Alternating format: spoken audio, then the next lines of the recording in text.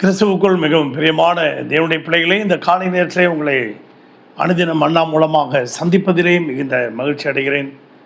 இந்த நாளிலும் தியானத்துக்கு எடுத்துக்கொண்ட வேத வசனம் 2 தெசலோனிக்கேயர் 2ஆம் அதிகாரம் 3வது வசனத்தை நாம் தியானம் பண்ணுவோமாக. எவ்விதத்தினாலும் ஒருவனும் உங்களை மோசம் போகாதபடிக்கு எச்சரிக்கையாக இருங்கள். ஏனெனில் விசுவாச துரோகம் முந்தி நேரிட்டு கேட்டின் மகனாகிய பாவம் மனுஷன் வெளிப்பட்டால் ஒழிய அந்த நாள் வராது. விசுவாச துரோகம் முந்தி நேரிடாதபடிக்கு பாதுகாத்துக் கொள்ளுங்க. விசுவாச துரோகம் உங்கள் வாழ்க்கையில் செய்யாதபடிக்கு எச்சரிக்கையாக இருங்க அப்படின்னு சொல்கிறார். நீங்கள் செய்கிற வேலை ஸ்தலத்திலையோ இல்லை உங்களுடைய குடும்பத்திலையோ, மல்கியாவில் சொல்கிறார், உன் இளவயதின் மனைவிக்கு துரோகம் பண்ணாதிரு அப்படின்னு சொல்கிறார்.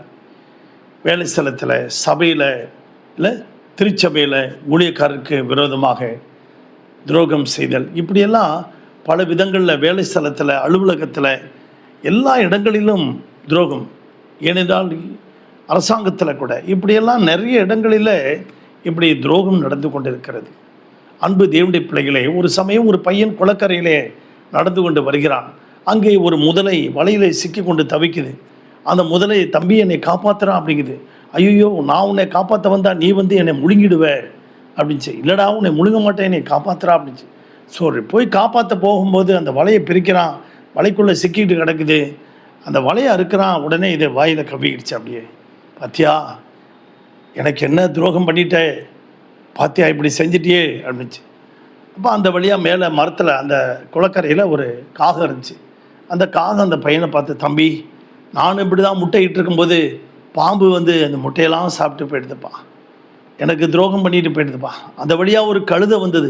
அந்த கழுதை சொல்லுது, என் எஜமானி எனக்கு எல்லாம் பொதியெல்லாம் ஏற்றி சுமையெல்லாம் வாங்கிட்டு என்னை தள்ளி விட்டான், வீட்டை விட்டு என்னை விரட்டிட்டான் அப்படின்ச்சு.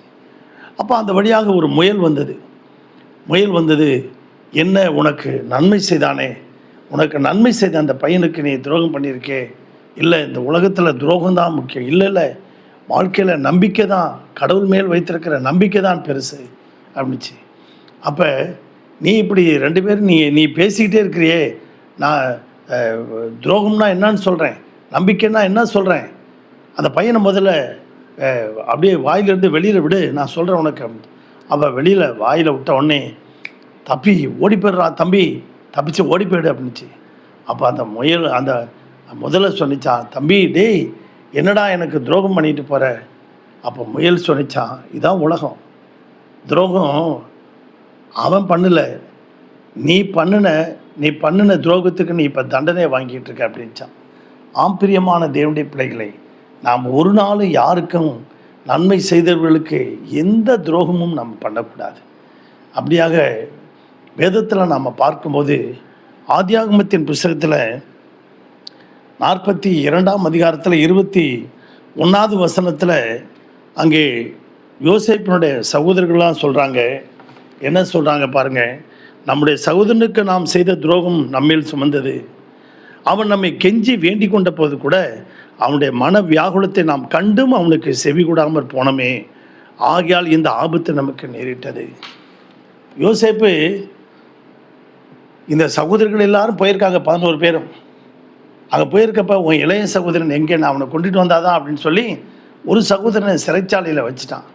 அதனால் இவங்க நாம் யோசேப்புக்கு செய்த துரோகம், நாம் இந்த தண்டனைக்கு நம்ம இப்பொழுது ஆளாகி இருக்கமே அப்படின்னா. யோசுவா 1ஆம் அதிகாரம் 7வது வசனத்தில் நம்ம பார்க்கும்போது, 7:1 பார்க்கும்போது, ஆகான் என்பவன் தேவனுக்கு துரோகம் பண்ணினான், சாபத்தீடானதிலே ஒன்று எடுத்து இஸ்ரவேல் ஜனங்களையே கலங்க பண்ணினான். அவன் தேவனுக்கு துரோகம் பண்ணினான் என்று போட்டிருக்கு. அதனால் அவனுக்கு கிடைத்த தண்டனை, அவனையும் அவனுடைய மனைவி, பிள்ளைகள், ஆடு மாடுகள், ஒட்டகங்கள் எல்லாவற்றையும் யோசுவா கொன்று போடுங்கள் என்று சொன்னான். ஆம் பிரியமான தேவனுடைய பிள்ளைகளை, இதன் மத்தியிலே தாவீது சொல்லுகிறான். அங்கே சொல்லுகிறான் தாவீது 2 சாமுவேல் 22ஆம் அதிகாரம் 22வது வசனத்தில் அவர் சொல்லுகிற வசனத்தை கேளுங்க. கர்த்தருடைய வழிகளை காத்து கொண்டு வந்தேன், நான் என் தேவனுக்கு துரோகம் பண்ணினதில்லை என்று சொல்லுகிறார்.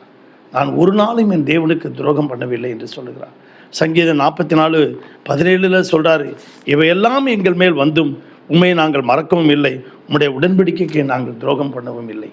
இந்த ஜனங்களைப் போல, இந்த சங்கீதக்காரன் சொல்வது போல எவ்வளோ ஒரு நிந்தைகள், அவமானங்கள், கஷ்டங்கள், வேதனைகள், துன்பங்கள், நெருக்கங்கள் வந்தது. ஆனாலும் நாங்கள் எங்கள் தேவனை முறுமுறுக்கவில்லை, எங்கள் தேவனுக்கு கெடுதல் செய்யவில்லை, எங்கள் தேவனுக்கு நாங்கள் துரோகம் பண்ணவும் இல்லை என்று அந்த சங்கீதக்காரன் சொல்லுகிறான்.